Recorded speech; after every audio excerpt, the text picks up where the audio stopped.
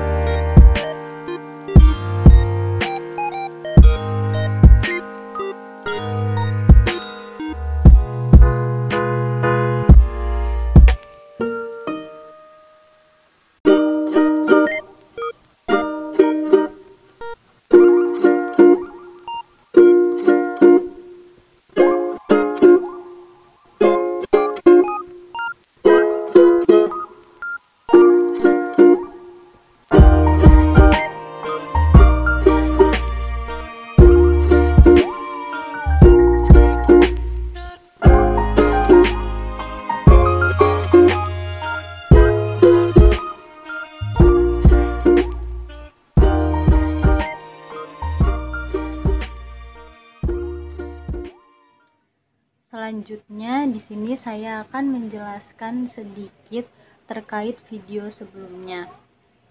Pada video sebelumnya saya membuat menu untuk pasien diabetes mellitus, di mana menu yang saya ambil adalah menu utama untuk makan pagi dan menu selingan sore.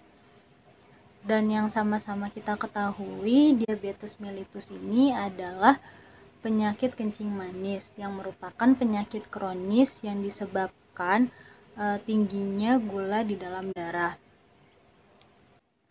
Diabetes mellitus ini juga disebabkan karena pola hidup yang kurang baik, seperti kurangnya aktivitas fisik. Dan pada penderita diabetes mellitus ini sering mengkonsumsi makanan yang tinggi gula.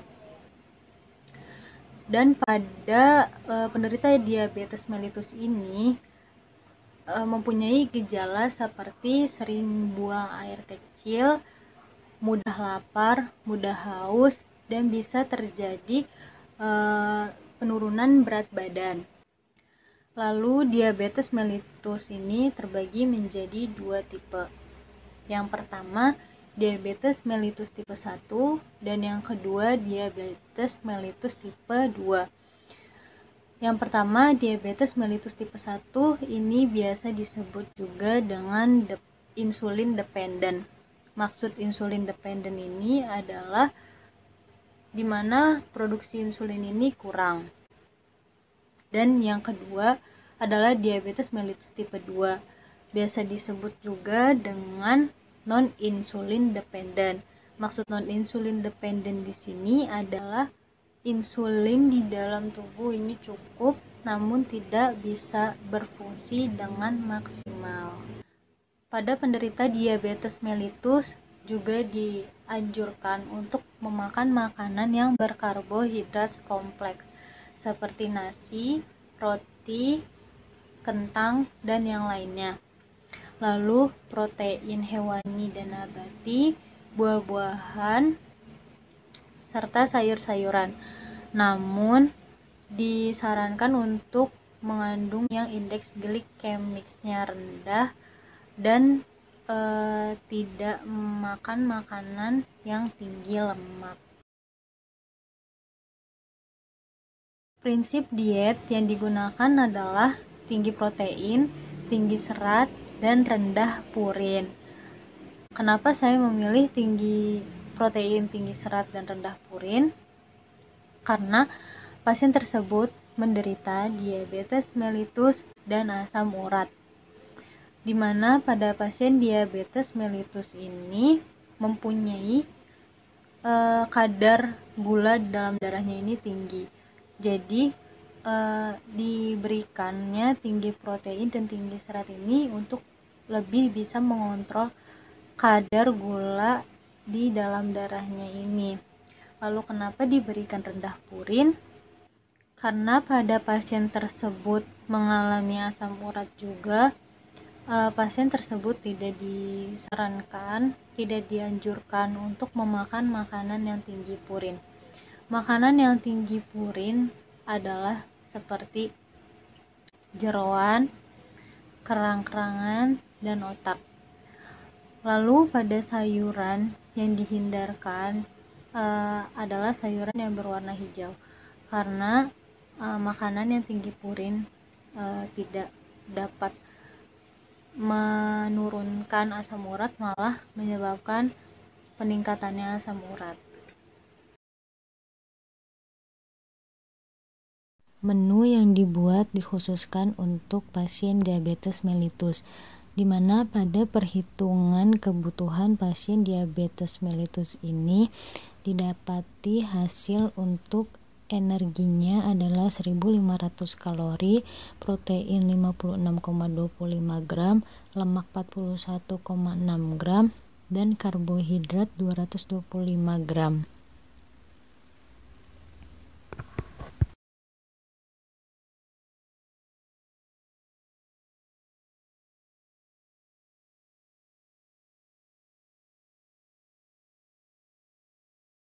Mengapa saya mengambil menu tersebut untuk dijadikan menu pasien diabetes mellitus. Karena yang pertama, pada makan pagi, saya menggunakan makan pagi itu dengan bubur, dimana penderita diabetes mellitus ini dianjurkan untuk memakan makanan yang berkarbohidrat kompleks. Salah satu makanan yang berkarbohidrat kompleks adalah nasi putih, dan di sini saya menggunakan nasi putih. Tetapi tidak dianjurkan untuk penderita diabetes mellitus ini memakan makanan nasi putih terlalu sering, karena di dalam kandungan indeks glikemik nasi putih ini masih bisa dikatakan tidak rendah. Yang kedua, ada telur rebus. Mengapa saya menggunakan telur rebus?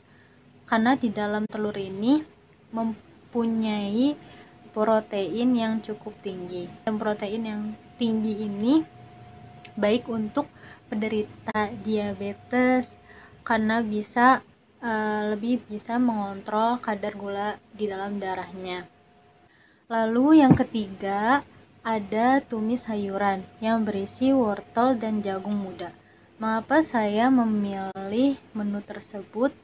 Karena pada pasien ini, pasien juga mengalami asam urat, yang dimana pada penderita asam urat tidak dianjurkan untuk memakan makanan yang tinggi purin. Makanan yang tinggi purin itu salah satunya adalah pada sayuran yang berwarna hijau. Dan di sini saya tidak memakai sayuran yang berwarna hijau karena pasien juga mempunyai asam urat. Lalu ada perkedel tahu. Kenapa saya memilih perkedel tahu untuk dijadikan menu pasien diabetes mellitus?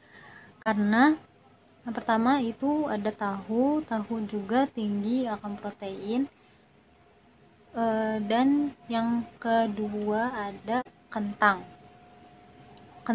juga termasuk karbohidrat kompleks, dan kentang ini juga mempunyai banyak serat, dimana pada penderita diabetes mellitus ini butuh protein yang tinggi dan serat yang tinggi untuk bisa mengontrol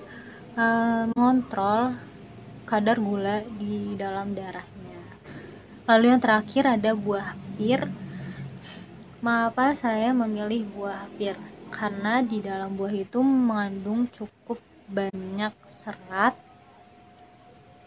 dan vitamin. Penderita diabetes ini dianjurkan sekali untuk mengkonsumsi banyak serat dan vitamin. Lalu di buah pir ini juga mempunyai indeks glikemik yang rendah. Selanjutnya pada selingan sore, yaitu jus jeruk. Pada jus jeruk ini ada jeruk dan susu rendah lemak. Kenapa saya memilih jeruk dan susu rendah lemak?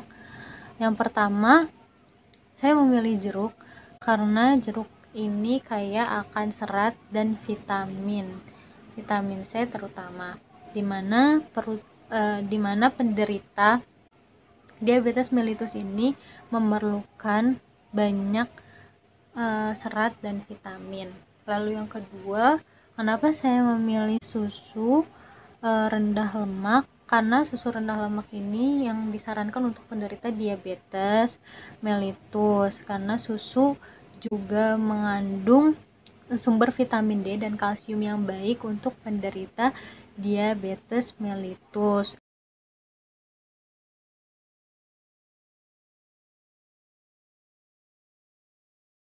Sekian penjelasan mengenai video kali ini.